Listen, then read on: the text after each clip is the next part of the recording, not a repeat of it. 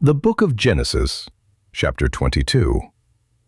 After these things, God tested Abraham and said to him, "Abraham." He said, "Here I am." He said, "Now take your son, your only son, Isaac, whom you love, and go into the land of Moriah. Offer him there as a burnt offering on one of the mountains which I will tell you of." Abraham rose early in the morning and saddled his donkey, and took 2 of his young men with him, and Isaac his son. He split the wood for the burnt offering, and rose up, and went to the place of which God had told him. On the 3rd day Abraham lifted up his eyes, and saw the place far off. Abraham said to his young men, "Stay here with the donkey. The boy and I will go over there. We will worship, and come back to you." Abraham took the wood of the burnt offering and laid it on Isaac his son.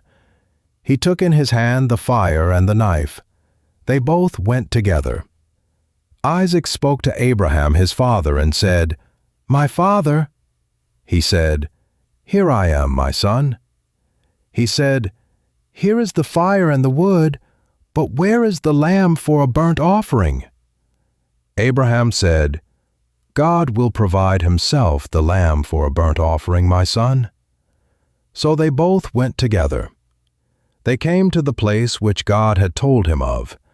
Abraham built the altar there and laid the wood in order, bound Isaac his son and laid him on the altar, on the wood. Abraham stretched out his hand and took the knife to kill his son. God's angel called to him out of the sky and said, "Abraham, Abraham." He said, "Here I am." He said, "Don't lay your hand on the boy or do anything to him. For now I know that you fear God, since you have not withheld your son, your only son, from me." Abraham lifted up his eyes and looked, and saw that behind him was a ram caught in the thicket by his horns. Abraham went and took the ram, and offered him up for a burnt offering instead of his son. Abraham called the name of that place, "God will provide." As it is said to this day, "On God's mountain it will be provided." God's angel called to Abraham a second time out of the sky and said, "I have sworn by myself," says God, "because you have done this thing and have not withheld your son, your only son, that I will bless you greatly, and I will multiply your offspring greatly like the stars of the heavens and like the sand which is on the seashore. Your offspring will possess the gate of his enemies.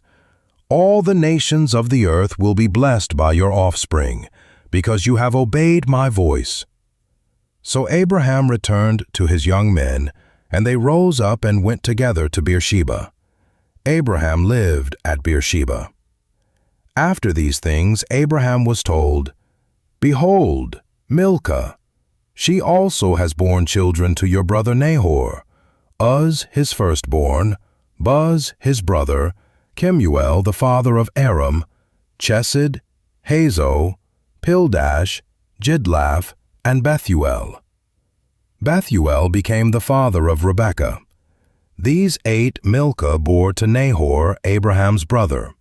His concubine, whose name was Reumah, also bore Tebah, Gaham, Tahash, and Maacah.